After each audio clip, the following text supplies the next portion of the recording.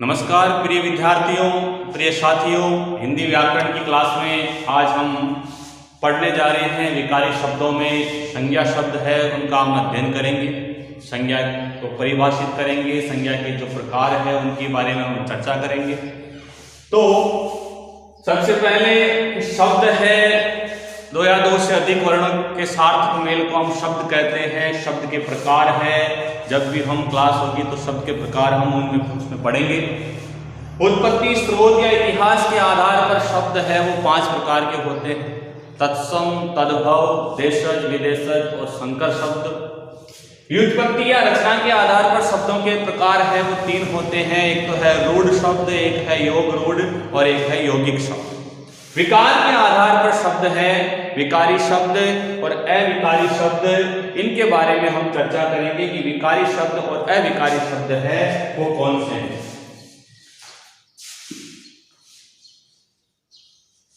विकारी शब्दों में पहला शब्द है संज्ञा, दूसरा शब्द है सर्वनाम, तीसरा है विशेषण और चौथा है क्रिया। अविकारी शब्दों में पहला शब्द है क्रिया विशेषण,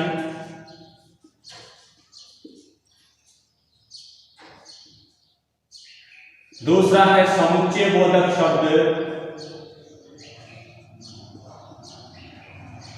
तीसरा है संबंध बोधक और चौथा है विस्मयादि बोधक।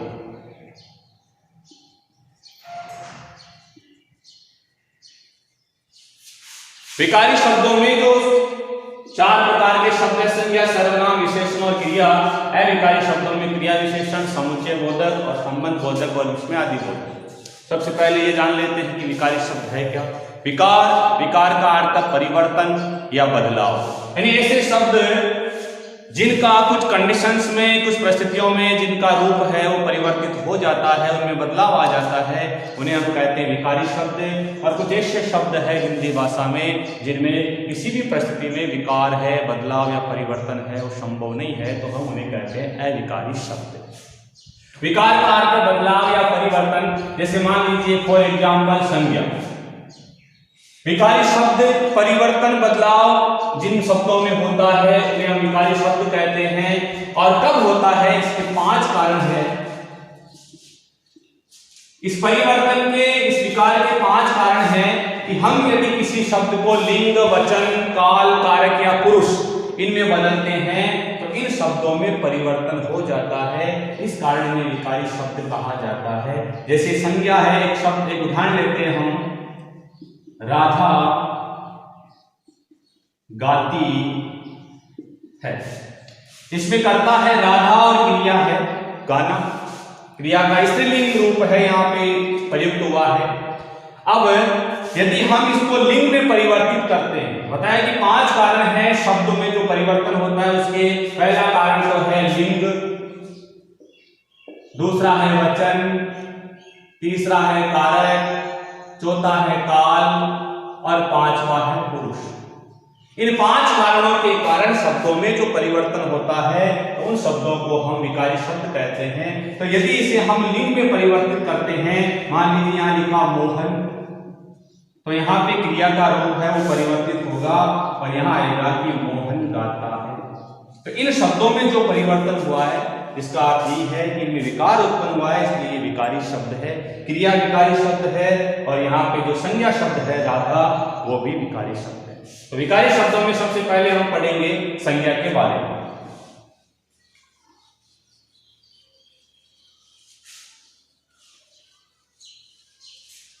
संज्ञा शब्द का यदि विश्लेषण करें, सम प्लस ज्ञा। सम का अर्थ है सम्यक और ज्ञा का अर्थ है ज्ञान। सम्यक ज्ञान, सम्यक का अर्थ है ठीक या अच्छी तरह से, जिसका हमें अच्छी तरह से ज्ञान हो, जिसका हमें ठीक से ज्ञान हो, उसे हम कहते हैं संज्ञा। और संज्ञा का शाब्दिक अर्थ है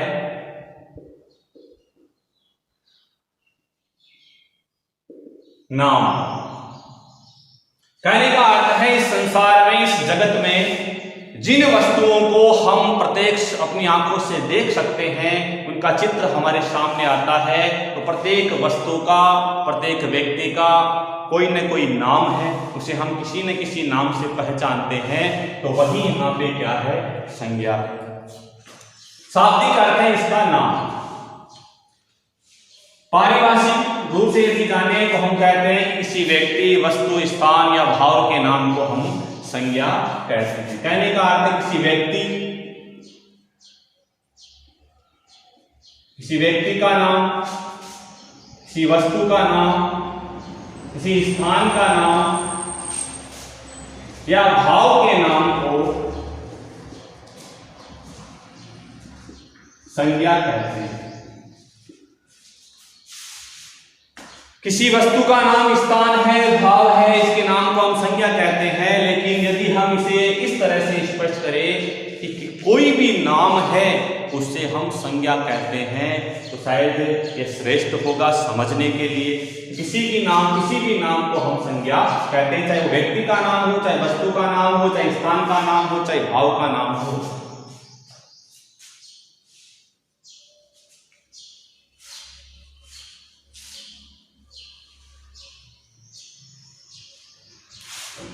संज्ञा के प्रकार, संज्ञा के प्रकार या संज्ञा के भेद। और संज्ञा के 3 भेद होते हैं। अंग्रेजी भाषा के अनुकरण को देखते हुए आजकल 2 रूप और प्रचलित है, एक तो है द्रव्यवाचक और एक है समूहवाचक। तो यदि इस प्रकार का क्वेश्चन पूछा जाए प्रतियोगी परीक्षा में कि संज्ञाओं के प्रकार है या संज्ञाओं के निम्न भेद है, तो हमारे यहाँ पे जो जवाब होगा वो ये होगा कि संज्ञा के 3 भेद है, क्योंकि एक द्रव्यवाचक और एक है समूहवाचक। ये दोनों जातिवाचक संज्ञा के ही उपभेद है। इन दोनों को जातिवाचक संज्ञा के अंतर्गत ही माना जाता है। जातिवाचक संज्ञा के ही 2 उपभेद है। इस कारण से संज्ञा के 3 ही प्रकार है, व्यक्तिवाचक, जातिवाचक और तीसरा इसका भेद है भाववाचक। द्रव्यवाचक और समूहवाचक है संज्ञा के जो भेद है, जब हम सारे पढ़ेंगे तो उनमें द्रव्यवाचक और समूहवाचक के बारे में भी हम जानेंगे, लेकिन इन्हें अक्सर है जातिवाचक संज्ञाओं के अंतर्गत ही मान लिया जाता है। जातिवाचक संज्ञा के उपभेद ही इन्हें मान लिया जाता है। तो संज्ञा प्रकरण में सबसे पहले हम पढ़ते हैं संज्ञा का जो पहला प्रकार है व्यक्तिवाचक। व्यक्तिवाचक संज्ञा किसे कहते हैं? किन परिस्थितियों में जो संज्ञा शब्द है वो व्यक्तिवाचक होता है, किन परिस्थितियों में जो व्यक्तिवाचक शब्द है वो किन वाक्यों में जातिवाचक संज्ञा में परिवर्तित हो जाता है। व्यक्तिवाचक संज्ञा, इसका हम सीधा सा अर्थ लेते हैं विशेष व्यक्ति। किसी विशेष व्यक्ति, किसी विशेष वस्तु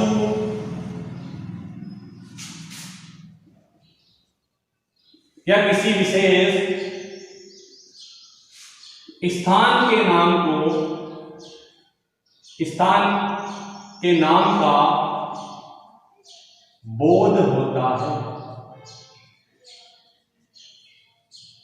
जब किसी विशेष व्यक्ति, विशेष वस्तु, विशेष स्थान के नाम का हमें ज्ञान होता है या बोध होता है तो वहां व्यक्तिवाचक संज्ञा होती है। कहने का अर्थ विशिष्ट नाम, चाहे वो किसी व्यक्ति का नाम हो, चाहे किसी विशेष वस्तु का नाम हो या किसी स्थान का नाम हो, उसका जो विशेष नाम है उसे ही हम व्यक्तिवाचक संज्ञा कहते हैं। जैसे मान लीजिए आप, मैंने उदाहरण लिया राम। यहाँ पे ये जो राम है, ये रामायण कालीन जो मर्यादा पुरुषोत्तम श्री राम है, केवल उसका ही प्रतीक नहीं है। यहाँ पे ये जो राम शब्द है किसी सामान्य व्यक्ति का नाम भी हो सकता है, लेकिन ये अपने आप में एक विशेष व्यक्ति का नाम है, इसलिए राम में व्यक्तिवाचक संज्ञा है। मान लीजिए सुमन, गंगा, या मान लीजिए रामायण, किसी विशेष वस्तु का नाम, किसी विशेष स्थान का नाम यदि हम ले, जयपुर, दिल्ली, तो इन सारे शब्दों में व्यक्तिवाचक संज्ञा है, क्योंकि ये नाम है और नाम में भी विशेष व्यक्ति, विशेष वस्तु और विशेष स्थान का नाम है, इसलिए इन शब्दों में संज्ञा है वो है व्यक्तिवाचक संज्ञा। व्यक्तिवाचक संज्ञा है इसका एक महत्वपूर्ण जो बात हमें ध्यान रखनी है वो ये है कि व्यक्तिवाचक संज्ञाओं को बहुवचन नहीं बनाया जा सकता।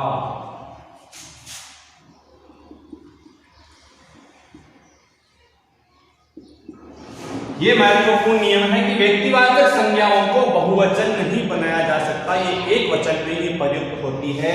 लेकिन यदि मान लीजिए कोई कह दे कि जब ये किसी वाक्य में प्रयुक्त हो जाए तब हम क्या करें, तो जब ये बहुवचन में प्रयुक्त होगी तो वहां पे संज्ञा व्यक्तिवाचक न होकर के जातिवाचक संज्ञा है वो मानी जाएगी, यदि ये बहुवचन के रूप में प्रयुक्त होती है। आगे हम पढ़ेंगे किन परिस्थितियों में व्यक्तिवाचक संज्ञा है वो जातिवाचक मानी जाएगी और जातिवाचक संज्ञा है वो व्यक्तिवाचक संज्ञा मानी जाएगी, ये हम आगे पढ़ेंगे। तो व्यक्तिवाचक संज्ञा में आपको इतना ही ध्यान रखना है कि किसी विशेष व्यक्ति का नाम, विशेष वस्तु का नाम या विशेष स्थान का नाम का बोध हमें होता है तो वहां संज्ञा होती है व्यक्तिवाचक संज्ञा। इन्हें बहुवचन में नहीं बनाया जा सकता। अब लेते हैं अगली संज्ञा है जातिवाचक संज्ञा।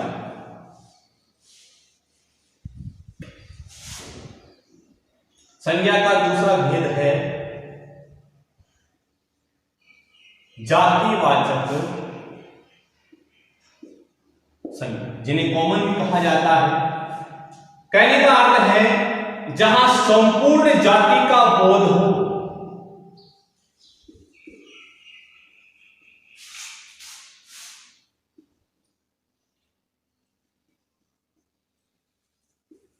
जहां संपूर्ण जाति का बोध होता है वहां जातिवाचक संज्ञा होती है।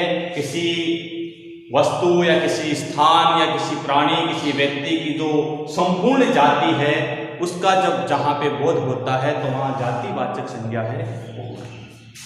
इसमें ध्यान रखने वाली बात यह है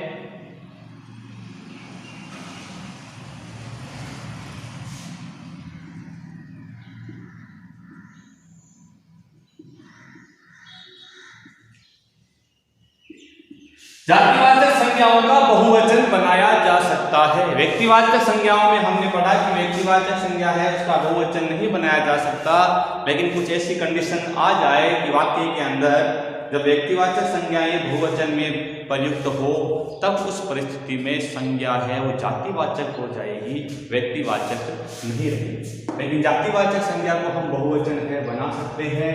जाति से अर्थ है संपूर्ण समुदाय या समूह है के अंदर जो शब्द प्रयुक्त होता है उसे हम जातिवाचक संज्ञा कहते हैं। जैसे मान लीजिए कवि,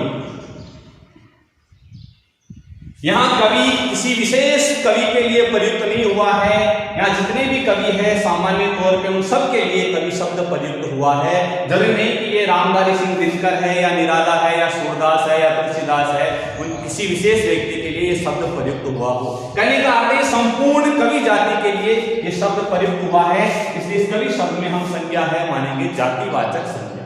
इसका हम बहुवचन बना सकते हैं कवियों।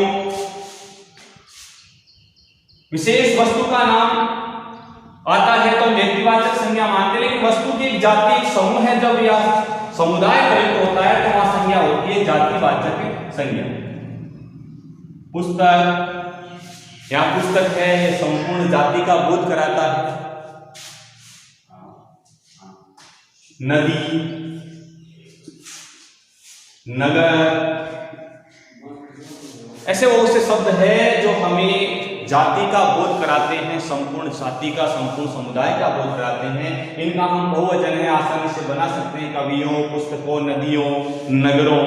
तो ये जहां संपूर्ण जाति का बोध होता है तो उन शब्दों में जातिवाचक संज्ञा होती है। लेकिन किसी एक विशेष व्यक्ति, विशेष वस्तु, विशेष स्थान का यदि नाम आ जाता है तो वहां संज्ञा होती है व्यक्तिवाचक। मान लीजिए कवि है और कवि में ही नीचे नाम आ गया रामधारी सिंह दिनकर,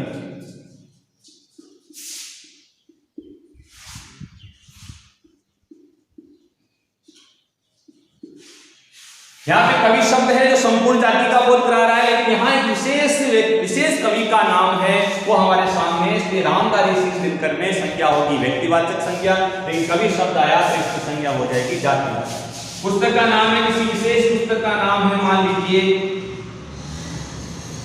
रामायण या महाभारत या गीता या पुराण, तो किसी विशेष वस्तु का नाम आता है तो वहां संज्ञा होती है व्यक्तिवाचक। नदी है, मान लीजिए किसी विशेष नदी का नाम आ जाए, गंगा, यमुना, कृष्णा, गोदावरी, तो इन नामों में जो संज्ञा होगी वो होगी व्यक्तिवाचक। लेकिन संपूर्ण जाति का जहां बोध होता है वहां संज्ञा होती है जातिवाचक। किसी विशेष नगर का नाम आ जाए तो वहां पे होती है व्यक्तिवाचक संज्ञा। मान लीजिए जैसे यहां मैंने लिख दिया पर्वत, तो पर्वत है जो कि एक संपूर्ण जाति का बोध कराने वाला शब्द है, तो संज्ञा कौन सी होगी? जातिवाचक। मान लीजिए यहां मैंने लिख दिया दिन, तो दिनों का भी एक समूह है, एक जाति है, 7 दिन होते हैं। मान लीजिए यहां मैंने लिख दिया माह है या महीना, तो इनका भी एक समूह है। किसी विशेष पर्वत का नाम यदि आ जाए कि हिमालय, तो हिमालय में संज्ञा कौन सी हो जाएगी? व्यक्तिवाचक। किसी विशेष दिन का नाम आ जाए कि सोमवार, तो एक विशेष दिन का नाम है, विशिष्ट है, तो विशिष्ट होने के कारण संज्ञा होगी व्यक्तिवाचक। विशेष महीना का नाम आ जाए, मान लीजिए फरवरी, तो संज्ञा क्या होगी? व्यक्तिवाचक संज्ञा। तो ये कॉन्सेप्ट क्लियर है कि व्यक्तिवाचक संज्ञा कहाँ होती है और जातिवाचक संज्ञा कहाँ। लेकिन अब हम आगे जो पढ़ेंगे वो रीट एग्जाम की तैयारी करने वाले जो मेरे साथी हैं उनके लिए काफी महत्वपूर्ण है कि व्यक्तिवाचक संज्ञा जातिवाचक कब मानी जाएगी और जातिवाचक संज्ञा है वो व्यक्तिवाचक संज्ञा कब मानी जाएगी। क्या बात, वाह साहब।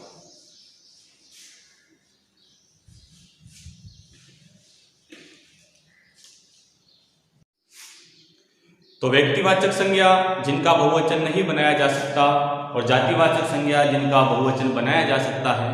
लेकिन ऐसी कौन सी परिस्थितियां हैं जब व्यक्तिवाचक संज्ञा है वो जातिवाचक संज्ञा में उसका प्रयोग होता है। काफी महत्वपूर्ण जानकारी है प्रतियोगी परीक्षाओं को लेकर के। तो व्यक्तिवाचक संज्ञा का जातिवाचक संज्ञा में प्रयोग कब होगा? एग्जाम्पल लेते हैं, उदाहरण जैसे रावण जो कि लंकापति दशानन के लिए प्रयुक्त हुआ है, तो ये अपने आप में एक विशिष्ट नाम है। तो विशिष्ट नाम होने के कारण इस रावण शब्द में संज्ञा है व्यक्तिवाचक। लेकिन ये व्यक्तिवाचक संज्ञा है वो जातिवाचक संज्ञा में कब प्रयुक्त होगी? जब इसी शब्द को हम वाक्य में प्रयुक्त करेंगे। जैसे आज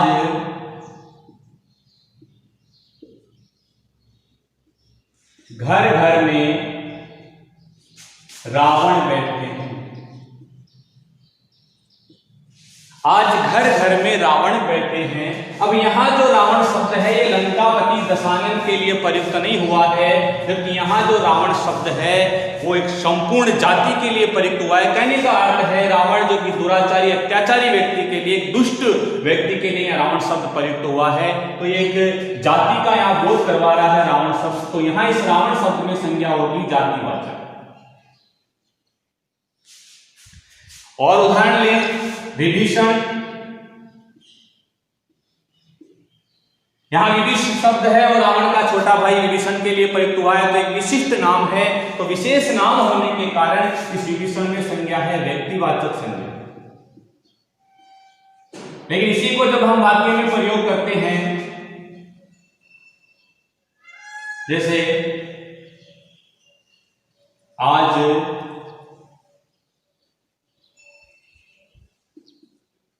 भाइयों को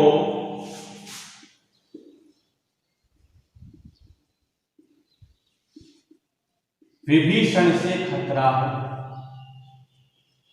अब यहां जो विभीषण शब्द है वो एक संपूर्ण जाति का बोध करवा रहा है कि आज है भाइयों को विभीषण का खतरा है। कहने का अर्थ है एक भेदिया, एक राज खोलने वाला है जिसने रावण का जो राज्य था उसका रहस्य था उसको खोल दिया था। तो यहाँ विभीषण शब्द है वो संपूर्ण जाति का बोध करवाता है। तो यहाँ विभीषण शब्द में संज्ञा है जातिवाचक। उदाहरण लेते हैं, रावण है, विभीषण है, या और जैसे शब्द हैं जयचंद, जयचंद जो कि एक गद्दार, एक देशद्रोही हुआ था, आप सब वाकिफ है पूरी तरह से। तो यहाँ जयचंद है एक विशिष्ट नाम है, इसमें संज्ञा है व्यक्तिवाचक। लेकिन यही शब्द जब वाक्य में प्रयुक्त होगा, जयचंदों से सावधान, तो यहां जो जयचंद शब्द है वो जाति का बोध करवा रहा है। कहने का अर्थ है हमें गद्दारों से, हमें देशद्रोहियों से हमें सावधान रहना चाहिए। तो यहां जयचंद शब्द है उसमें जातिवाचक संज्ञा, तो व्यक्तिवाचक संज्ञा है, जातिवाचक संज्ञा का प्रयोग जो वाक्य में प्रयुक्त होते हैं वही शब्द जो संपूर्ण जाति का बोध करवाते हैं तो उनमें जातिवाचक संज्ञा होती है। अब पढ़ते हैं जातिवाचक संज्ञा का व्यक्तिवाचक संज्ञा में प्रयोग कब होगा।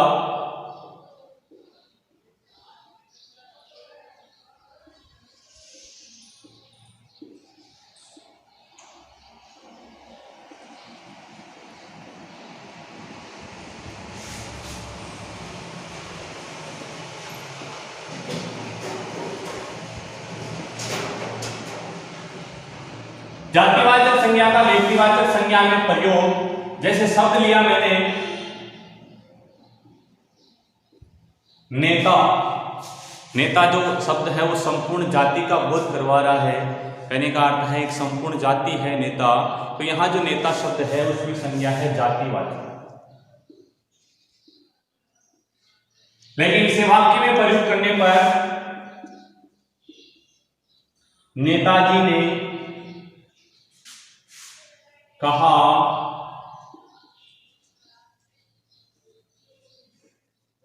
तुम मुझे खून दो, मैं तुम्हें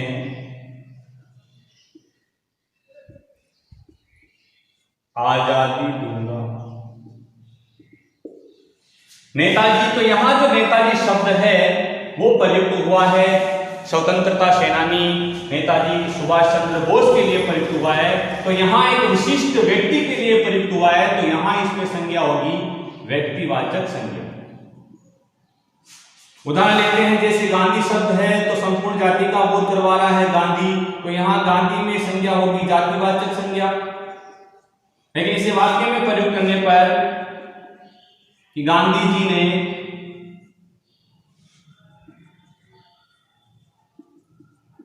भारत छोड़ो आंदोलन का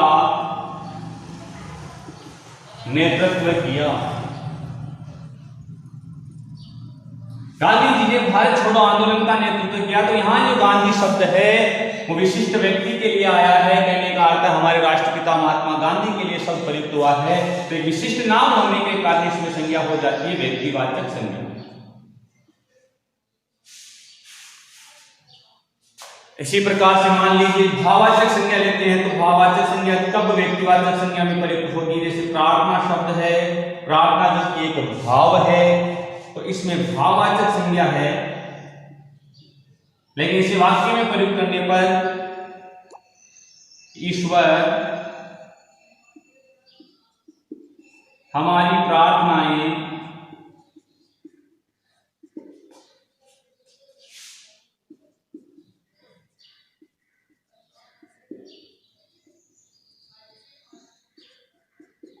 व्यर्थ नहीं जाने देंगे। तो यहाँ जो भाववाचक संज्ञा ये बहुवचन में प्रयुक्त हुई है। कहने का अर्थ यहाँ संज्ञा हो जाती है जातिवाचक। यहाँ प्रार्थना है वो एक समूह का बोध करवा रही है, प्रार्थनाएं, तो यहाँ संज्ञा हो जाती है जातिवाचक। जब हम भाववाचक संज्ञा के बारे में अध्ययन करेंगे तब हम ये भी अध्ययन करेंगे कि किन किन से भाववाचक संज्ञाएं हैं वो बनती है।